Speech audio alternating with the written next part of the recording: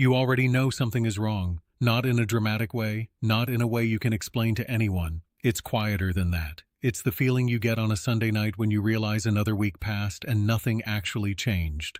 It's the mental math you do at 2 a.m., calculating how far behind you are. It's that low-grade frustration that follows you into the shower, into the car, into every room you walk into. You are not imagining it. That feeling is data. And here is what I need you to understand before anything else. You are not lazy. You are not weak. You are not broken beyond repair. The version of you that keeps starting and stopping, that keeps making plans and abandoning them, that keeps watching other people move forward while you feel frozen, that version exists not because of a character flaw. It exists because of a design flaw. Your environment, your habits, your financial system, your dopamine architecture, all of it was built accidentally. Nobody sat down and engineered your life for success. It just happened to you, piece by piece, until one day you looked up and didn't recognize the person staring back. That is not a moral failure, that is a mechanical one, and mechanical failures can be fixed. Not with motivation, not with a vision board, not with another podcast episode you half listened to while doing the dishes. With a system, a deliberate, cold, unromantic system that slowly dismantles the weak version of you and replaces it with something that actually functions.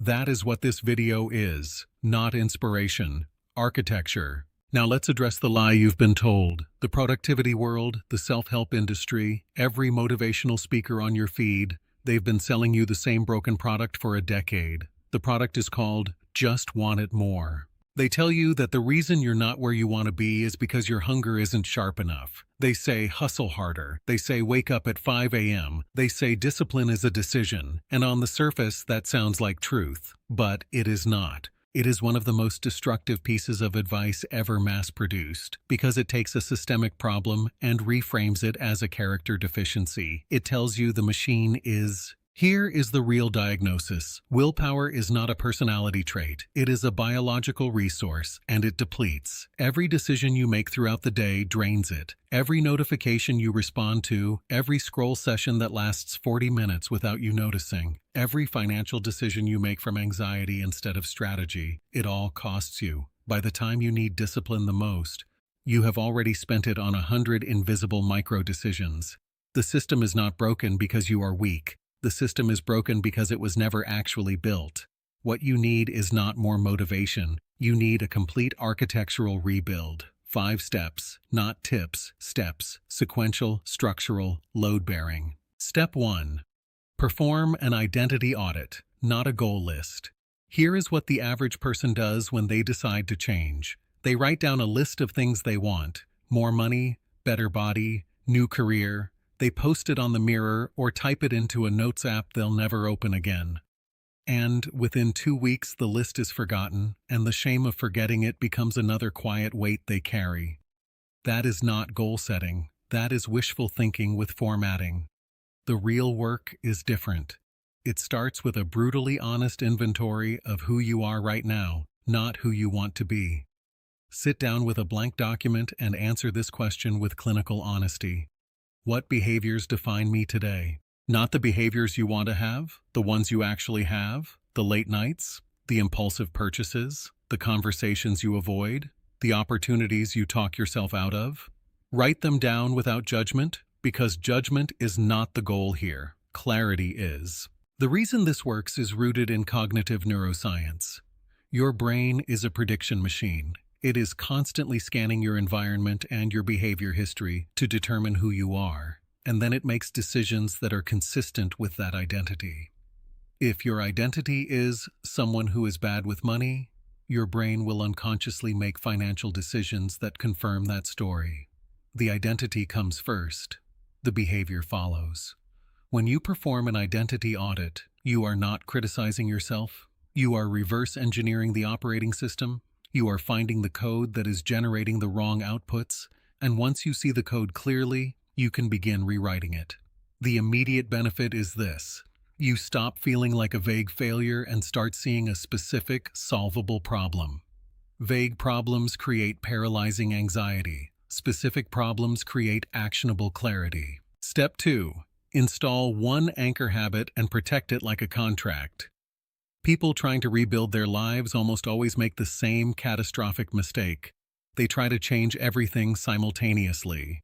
New diet, new workout schedule, new budgeting system, new sleep routine, new morning ritual, all launched in the same week. And the cognitive load of maintaining all of those new behaviors at once is so heavy that the entire system collapses under its own weight, usually within 10 to 14 days. Then the collapse becomes new evidence that they are the broken part, and the cycle tightens. Stop doing this. The architecture of behavioral change is not a renovation of every room at once. It is one load-bearing wall that holds everything else up. Choose one habit. One. And it needs to be almost embarrassingly small. Not work out every day. Something like put on your workout clothes every morning before you check your phone. Not read 30 minutes a day. Something like open the book and read one page before bed. The smallness is deliberate. B.J. Fogg's research at Stanford on behavioral design confirms what neuroscience has long suggested. Tiny, consistent actions create the neural pathways of identity far more reliably than massive, inconsistent efforts. Your brain does not learn from intensity. It learns from repetition. One small action done daily tells your brain a new story about who you are. And once that story takes root, expansion happens naturally. The immediate benefit is momentum without burnout. You stop associating self-improvement with suffering, and you start associating it with small, repeatable wins that compound quietly in the background. Step 3. Restructure your first financial decision of every month. Most people manage money reactively. The paycheck lands, the bills go out, the subscriptions pull, the social obligations drain the rest, and then they look at what's left and try to survive on it. This is called paying yourself last. And it is the single most reliable way to ensure that financial progress never occurs, regardless of income level. Studies on savings behavior consistently show that people who automate transfers to savings accounts immediately upon receiving income save 3 to 5 times more than those who try to save from what remains. The sequence is everything. Here is the structural change. The moment your paycheck clears, before any spending occurs, a predetermined amount moves. Not a large amount at first. The dollar figure is almost irrelevant in the beginning. The psychological mechanism here is what makes it powerful. When you move money first, you are making a declaration to your brain about your own priority. You are telling your nervous system that your future self matters more than the friction of the present moment. Over time, this rewires the emotional relationship you have with money. It shifts from anxiety-driven to architecture-driven. You stop making financial decisions from scarcity and start making them from a framework. The concrete benefit is not just savings accumulation, though that will come. The immediate benefit is the elimination of financial shame. When you have a system, you are no longer a victim of your own spending. You are the designer of it. That psychological shift is worth more than the money itself in the early stages. Step 4. Eliminate your lowest value input, not your highest value output. Here is a trap the productivity world has set for you. They tell you to add more. Add a morning routine, add journaling, add cold showers, add breathwork, add more to an already overloaded cognitive schedule. And then when you can't sustain all the additions, they tell you it's because you don't want it badly enough. But addition is not always the architecture of transformation. Sometimes it is subtraction. Your attention is the most finite and valuable resource you possess. Every low-quality input you consume, every algorithmically optimized short-form video, every anxiety-inducing news cycle you absorb before 9 a.m., every group chat that drains more than it deposits, all of it is occupying cognitive real estate that your best thinking needs.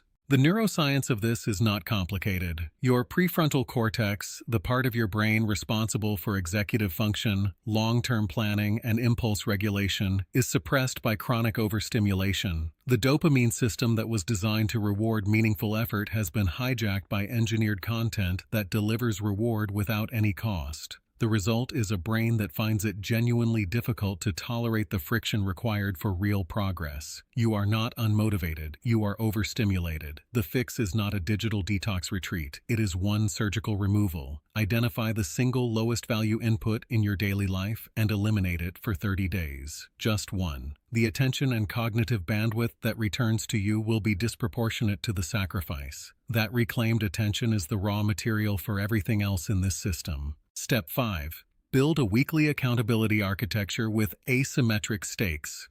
Accountability is one of the most misused words in self-improvement culture.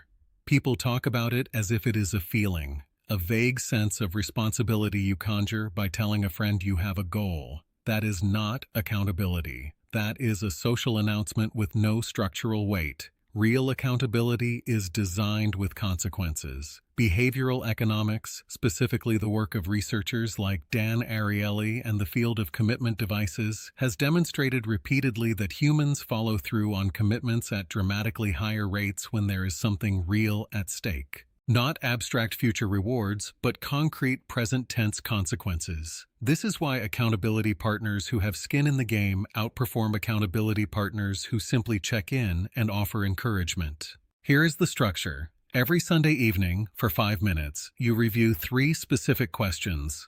Did I execute my anchor habit this week?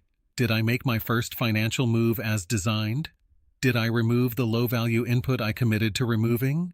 For each yes, you note it. For each no, you apply a predetermined, self-assigned consequence. Not punishment rooted in shame, a consequence rooted in redirection. Perhaps $10 moved to a savings account. Perhaps 1 hour of the time you would have spent on low-value input redirected to something skill-building. The consequence should be inconvenient enough to create friction around failure, but not brutal enough to be demoralizing. The architecture of this ritual is what matters, not the perfection of execution. Done consistently, it becomes the weekly recalibration your system needs to stay aligned. Now I need to prepare you for something, because if I don't, this is where the entire system will collapse. Approximately 3 weeks from today, the initial energy of this decision will have fully dissipated. The excitement you feel right now, this particular clarity and resolve, it is not permanent. Neurologically, it can't be. The novelty response in your brain will fade, and what replaces it is the quiet, uncomfortable plateau of early-stage change. Your bank account will not look different yet. Your body will not look different yet. Your daily life will look almost identical to how it looked before you started.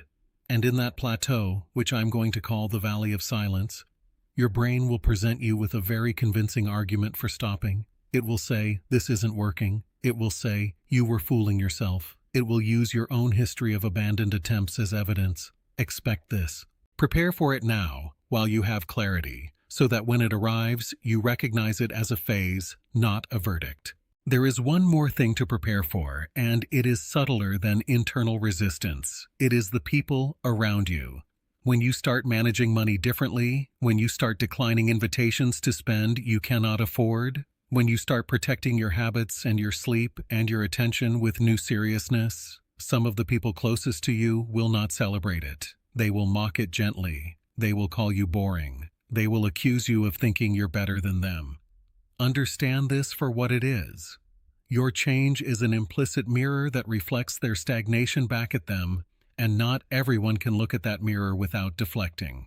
Their resistance is not your responsibility to manage. It is not a signal to slow down. It is a signal that you are moving in a direction they are not yet ready to follow. Stay silent. Stay consistent.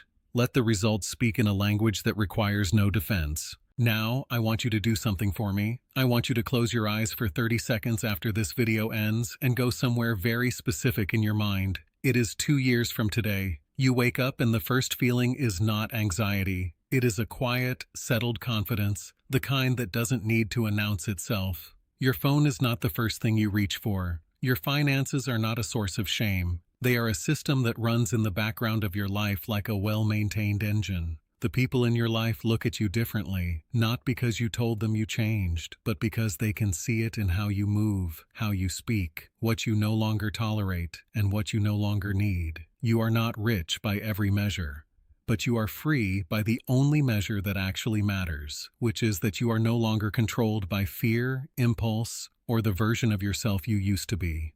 That life is not a fantasy. It is a downstream consequence of what you decide to do with the next 90 days. And here is the last thing I will say to you, and I want you to hold it. Even if you only execute on half of what was laid out in this system, your life will completely change trajectory. You do not need to be perfect. Perfection is not the architecture of progress. Consistency is.